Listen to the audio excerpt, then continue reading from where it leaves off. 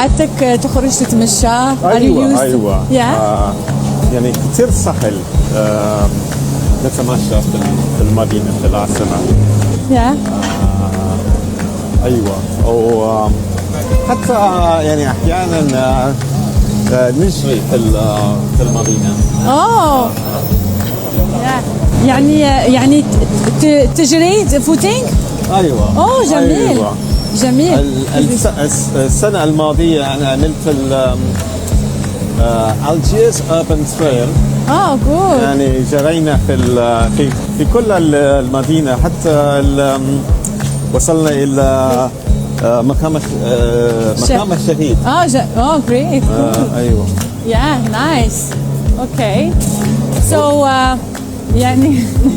يعني سعادتك سفير دولة كبيرة ما شاء الله ومهمة جدا عندها مكانتها مثل بريطانيا، ونحن نمشي في شوارع الجزائر العاصمة من غير without bodyguards without escort، والناس ممكن كتار يتخيلوا فقط انه السفراء يخرجوا with huge security. يعني فكيف تشوف السكيورتي بالجزائر؟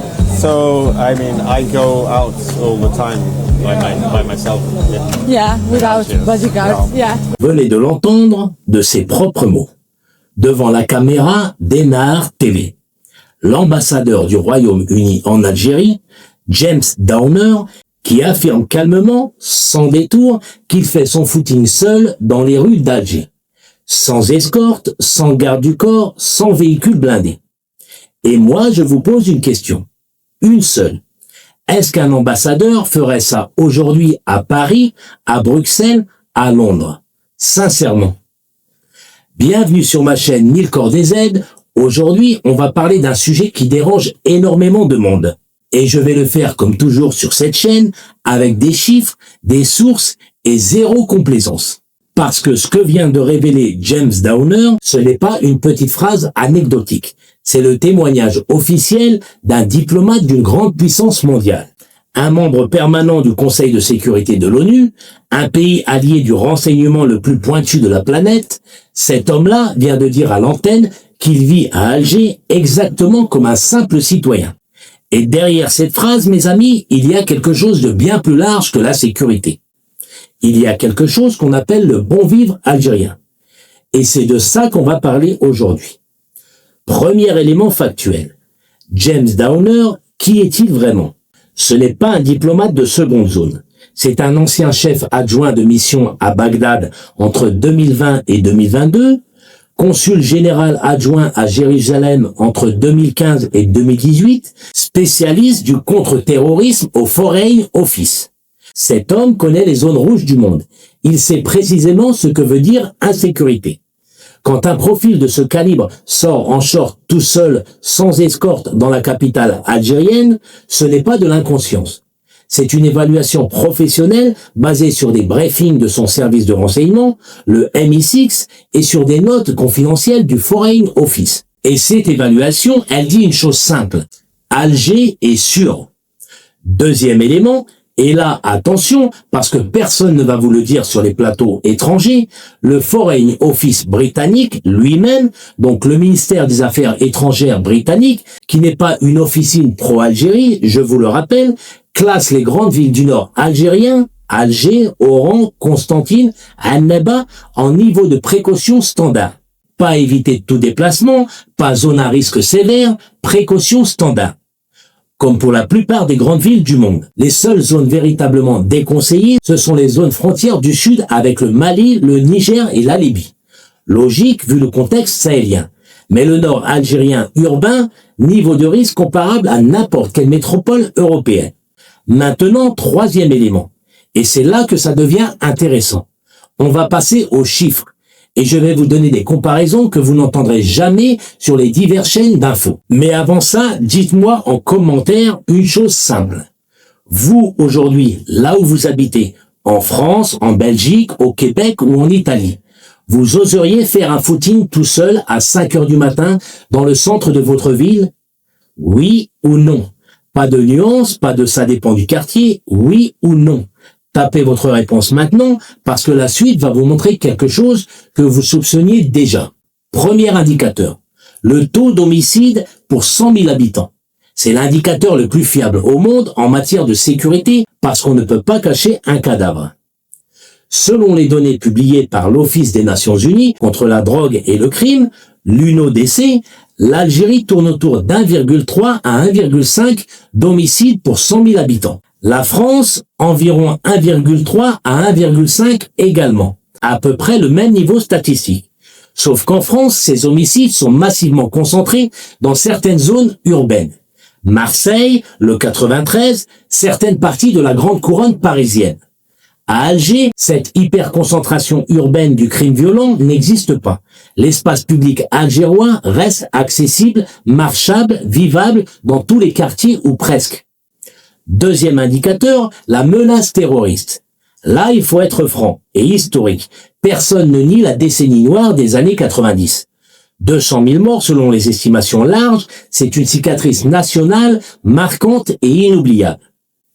Sauf que, écoutez bien, depuis 2017, l'Algérie n'a pas connu d'attentat terroriste majeur dans ses grandes villes. Près de 9 ans de stabilité urbaine.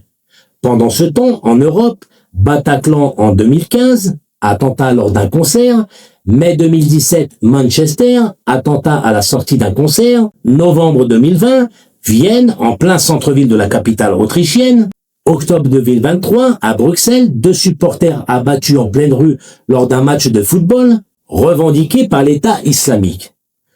Je ne fais pas de la polémique, je liste des faits, et ces faits disent que sur les dernières décennies, l'Algérie urbaine a été plus stable face au terrorisme que la plupart des grandes capitales européennes. Et cette stabilité, mes amis, ce n'est pas un hasard.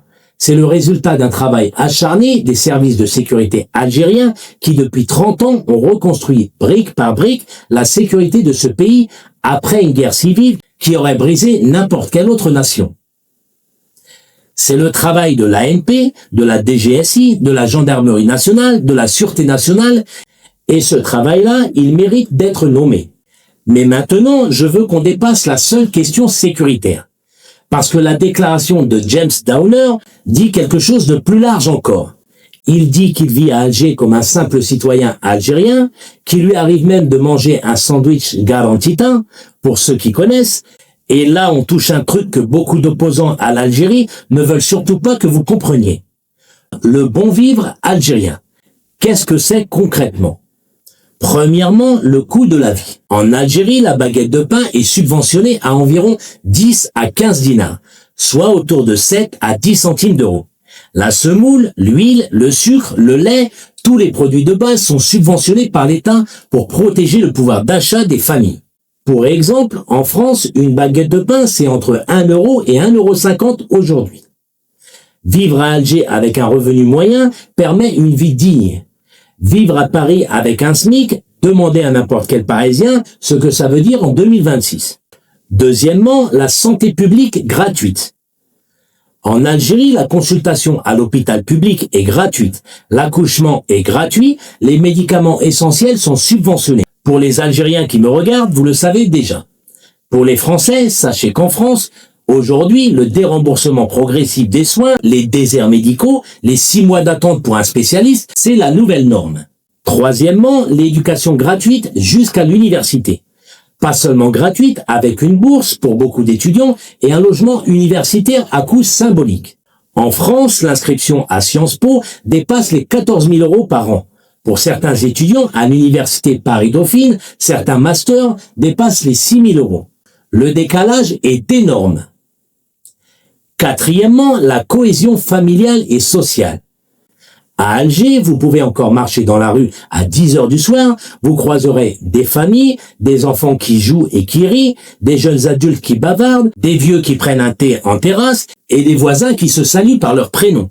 Il existe une vie sociale dense et solidaire. Ce tissu communautaire, c'est exactement ce qui a disparu de la plupart des centres-villes européens. Chacun vit pour soi. Et cinquièmement, c'est peut-être le plus important, la dignité quotidienne. En Algérie, vous ne croiserez pas des tentes de SDF par centaines comme à Paris, Porte de la Chapelle. Vous ne verrez pas les scènes de crack ouverts dans les stations de métro Nation ou dans certains grands parcs parisiens, comme c'est devenu courant dans la capitale française. Ce n'est pas que l'Algérie n'a pas de pauvreté, elle en a. C'est justement parce qu'il y a ce bon vivre que l'Algérie ne laisse pas tomber les siens dans la rue. La solidarité familiale, les filets de protection sociaux, les structures communautaires, tout ça absorbe ce qu'en Europe on a abandonné sur le bitume. Voilà ce qu'est le bon vivre algérien. Et c'est exactement ce que James Downer, ambassadeur britannique, a vu de ses yeux et a décidé de dire devant les caméras. Maintenant, je serais malhonnête avec vous si je m'arrêtais là. Donc, je vais faire ce que les chaînes communautaires ne font jamais, je vais vous donner les contre-arguments. Premier contre-argument, l'Algérie a des défis. Le chômage des jeunes reste élevé. Le logement est tendu malgré le programme Adel. Les démarches administratives sont parfois lourdes. Les diversifications économiques hors hydrocarbures avancent mais pas assez vite. Personne ne dit que l'Algérie est un paradis sur terre. Personne. Ce qu'on dit, c'est que le bon vivre algérien existe, qu'il est tangible, qu'il est reconnu par les diplomates étrangers eux-mêmes et qu'il est systématiquement effacé du récit de l'extérieur. Deuxième contre-argument, la présence policière visible. Certains diront si un ambassadeur peut courir seul, c'est parce que l'État algérien est ultra sécuritaire, avec une présence policière massive. Et c'est vrai, l'État algérien investit beaucoup dans la sécurité urbaine. Mais regardons les choses honnêtement. Est-ce que vous préférez vivre dans une ville où la police est présente, où vous pouvez sortir tranquille, ou dans une ville où la police n'intervient pas dans certains quartiers, parce qu'ils sont devenus des zones de non-droit et où vous ne sortez plus le soir? Posez-vous la question. Troisième contre-argument, la petite délinquance existe. Vol à l'arraché, escroquerie, tension de quartier, comme partout. Personne ne dit qu'Alger est immaculé. Ce qu'on dit, c'est qu'en termes de sécurité fondamentale du quotidien, l'Algérie urbaine tient la comparaison face à n'importe quelle grande métropole européenne, et probablement mieux face à plusieurs d'entre elles. Pour conclure, ce que cette séquence d'Ennard nous apprend, ce n'est pas qu'Alger est parfaite, c'est qu'un diplomate britannique formé au contre-terrorisme, ancien de Bagdad et de Jérusalem, estime qu'il peut vivre à Alger comme un simple citoyen algérien.